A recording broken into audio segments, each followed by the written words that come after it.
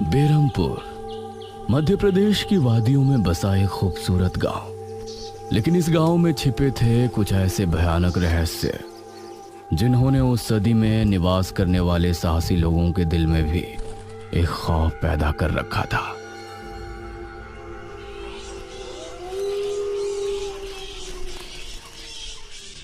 आज तो बहुत दिनों के बाद मित्रों से मिलना हो रहा है, बहुत आनंद आएगा। अरे मदन, कहाँ जा रहा है इस समय? पिताजी, मेरे मित्रों से इतने दिनों बाद मिलना हो रहा है। वो सुबह होने पर वापस नगर चले जाएंगे। अरे तुझे पता नहीं क्या, आज शनिवार की रात है। आज के दिन निशिर मोलो गांव में घूमते हैं। पिताजी, चाहे निशिर मोलो आए या नरकासुर, मुझे आज मेरे मित्रों से मिलने से कोई नहीं रोक सकता।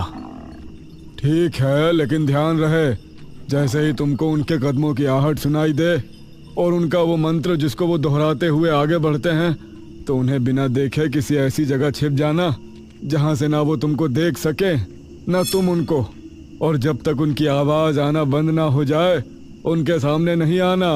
वो 4 भयानक आदमी होते हैं जो अपने कंधों पर एक ताबूत को उठाए होते हैं, और अगर कोई उन्हें देख ले तो वो जिंदा नहीं बचता। मुझे पता है पिताजी, अब मैं चलता हूँ। यह कहकर मदन घर से निकल गया, लेकिन उसके पिता के चेहरे पर उसकी फिक्र साफ नजर आ रही थी। निशिर मोलो आ जाएंगे और साथ ले जाएंगे। ऐसा लगता है कि हमारे गांव के लोग अभी भी दूसरी सदी में जी रहे हैं। वो तेज तेज कदमों के साथ आगे बढ़ रहा था। कुछ देर बाद उसे जंगल की तरफ एक पगडंडी वाला रास्ता नजर आया। यहां से जाऊंगा तो जल्दी पहुंच जाऊंगा, यहीं से आगे बढ़ता हूं। बिना ज्यादा सोचे वो जंगल के अंदर बने उस पगडंडी वाले रास्ते पर आगे बढ़ गया।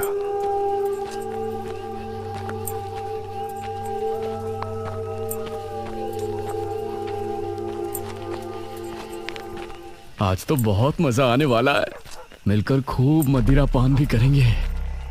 तभी उसे भारी कदमों की आहटों के साथ कुछ आवाजें सुनाई देने लगी। इन आहटों और आवाजों को सुनकर वो एकदम से चौंक पड़ा और उसकी आंखें डर से बड़ी हो गईं। हे भगवान! वो जल्दी से झाड़ियों की तरफ भागा और उनमें छिपकर बैठ गया। वो झाड़ियों की ऊंट में बैठा लंबी लंबी सांस ले रहा था। वो आवाजें अब और ज्यादा साफ होने लगी थी। उसे यकीन था कि अब वो लोग उसके करीब ही आ रहे हैं। उसने धीरे धीरे छिपकर अपनी एक आंख से उनको देखा और वो हैरान रह गया।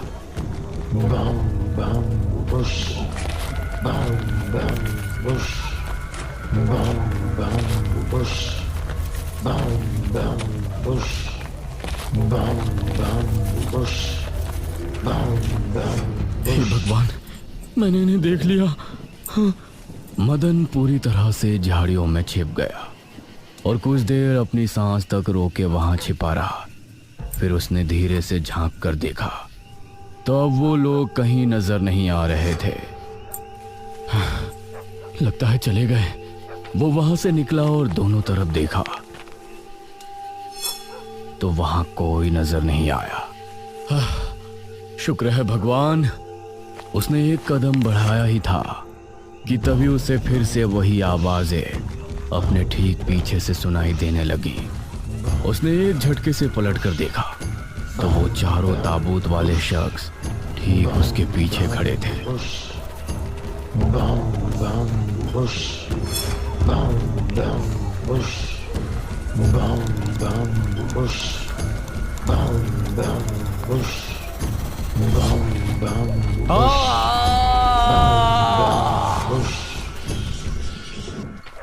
इस तरफ जब देर रात भी मदन वापस नहीं लौटा तो उसके पिता को उसकी चिंता होने लगी। उसने गांव के एक आदमी विपुल को साथ लिया और जंगल की तरफ रवाना हुआ।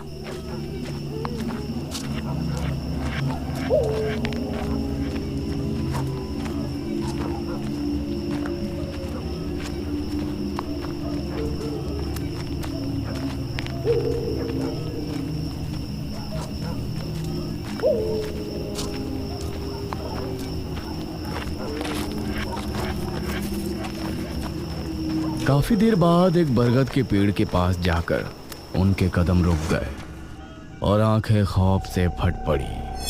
उन्होंने मदन को रहस्यमयी परिस्थिति में पाया। उसके चेहरे पर डर और आंखों में खौफ ऐसा नजर आ रहा था कि जैसे उसने हादसे से पहले बहुत ही भयानक मंजर देखा हो। मदन!